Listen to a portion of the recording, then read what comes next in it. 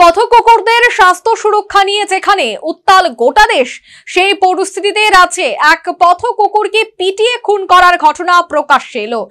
রানীর বাজার হরিজয় গ্রামে বৃহস্পতিবার রাতে এই নৃশংস ঘটনাটি ঘটে। অভিযুক্ত দুই ব্যক্তির নাম ঠিকানা জানিয়ে তিনটি মামলা দায়ের করেছে পশুপ্রেমীরা। বৃহস্পতিবার সন্ধ্যার পর থেকেই মোবাইল স্ক্রিনে ভেসে আসছিল একটি নৃশংস ঘটনা। ভিডিওতে দেখা গেছে বিনা প্ররোচনায় রাস্তার পাশে বসে থাকা একটি কুকুরকে লাঠি দিয়ে একের পর এক আঘাত করে চলছে এক ব্যক্তি। যতক্ষণ না কুকুরটির মৃত্যু হয়েছিল ততক্ষণ পর্যন্ত লোকটি কুকুরটিকে পিটিয়ে চলে।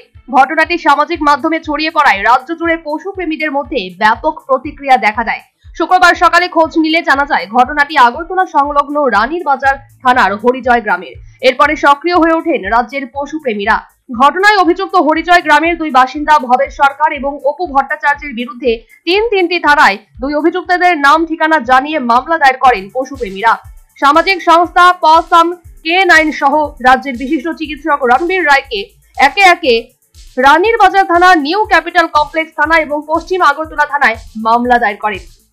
ঘটনায় প্রতিক্রিয়া জানাতে গিয়ে চিকিৎসক রণবীর রায় প্রাণী নির্যাতন প্রতিরোধ আইনের দুর্বলতার পাশাপাশি সামাজিক সচেতনতা নিয়ে উদ্বেগ প্রকাশ করেছেন।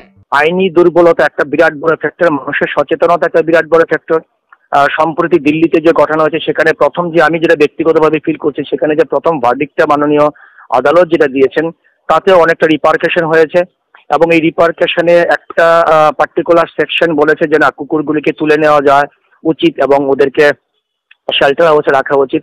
তো এখানে অনেকটা ডিফারেন্স অফ অপিনিয়ন এসছে, কিন্তু যেটা খুব ইম্পর্টেন্ট সেটা হলো যে যেহেতু কুকুরগুলি আছে এগুলিকে তো মারা সম্ভব না, বিকজ এটা অবলা জীব এবং এটা প্রাণী যেখানে প্রাণ আছে। তো খোলে আম এইভাবে নৃশংস হত্যার জন্য যে কুকুর বা অ্যানিমেল ক্রুয়েলটি অ্যাক্ট, সেই ক্ষেত্রে আমাদের এই অ্যাক্টটাকেও আমি ব্যক্তিগত মনে করি যেটাকে কিছুটা পরিমার্জিত। ঘটনাটি নিয়ে তীব্র প্রতিবাদ জানিয়েছেন রাজ্যের প্রাণী সম্পদ বিকাশ মন্ত্রী সুধাংশু দাস। ঘটনার প্রতিক্রিয়ায় নিজের সামাজিক মাধ্যমে মন্ত্রী সুধাংশু দাস বলেন, আমি এই বর্বরোচিত ঘটনার তীব্র নিন্দা জানাচ্ছি এবং ত্রিপুরার ডিজিপিকে আহ্বান জানাচ্ছি দোষীর বিরুদ্ধে কঠোর ও অবিলম্বে ব্যবস্থা নিতে। নিরপরাধ ও নীরব এই প্রাণীর প্রতি এমন নিষ্ঠুরতা একেবারেই অগ্রহণযোগ্য এবং দৃষ্টান্ত স্থাপনের জন্য কঠোর শাস্তি প্রদান করা অত্যন্ত জরুরি। রাজ্য প্রাণ নির্যাতন প্রতিরোধ আইনের প্রয়োগে যথেষ্ট দুর্বলতা লক্ষ্য করা যাচ্ছে। এর আগেও নির্যাতন ও হত্যার বেশ কয়েকটি ঘটনা, অভিযুক্তদের গ্রেপ্তারের পরপরই জামিন পেয়ে যাওয়ার ঘটনা দেখা গেছে।